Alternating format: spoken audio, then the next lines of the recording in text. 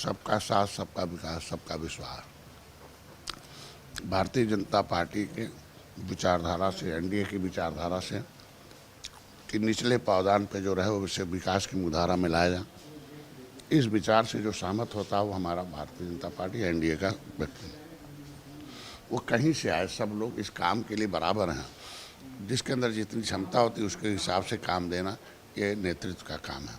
तो जैसा जिसका था उनको दिया। उसमें विपक्ष से पूछ कर कभी, अब विपक्ष के हिसाब से, अब किसी व्यक्ति के हिसाब से अगर राजनीति होता तो अब तक राजा ही रहते। तो राजा अपने हिसाब से चलता था इसलिए वो राजा था। अब राजनीति अपने हिसाब से नहीं चलती। जो जातियों का समीकरण इस विस्तार में बिठाया गया है, आपको लग रहा है कि विपक्ष इससे परेशान हो रहा है और इससे आप लोग 27 में जीत की तरफ बढ़ रहे हैं?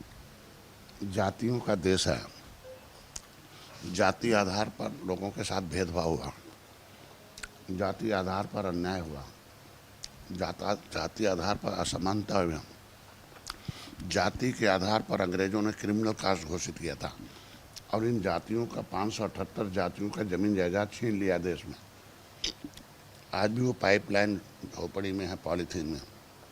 अगर उनका नेतृत्व नहीं रहेगा, जहाँ से, जिस विधानसभा से, जिस लोकसभा से कानून बनाकर उनको छीना गया है, तो जब उसका नेतृत्व जाएगा तभी आवाज़ बनकर उसको वापस किया जाएगा। तो लोकतंत्र तो विपक्ष ने तो 70 साल से किया नहीं, उनको आने नहीं दिया, और आए भी तो मुंह पर पट्टी बांधे रहे। जैसे मैं ही बोलता हूँ कि अंग्रेज़ों को फेंका, तब आप यहाँ बैठे हो, तो अंग्रेज़ों ने जो कानून बनाकर जिन्हें उजाड़ा था उन्हें उजड़े, पिछड़े और बिछड़े, इनके लिए तो आवाज़ उठाओ।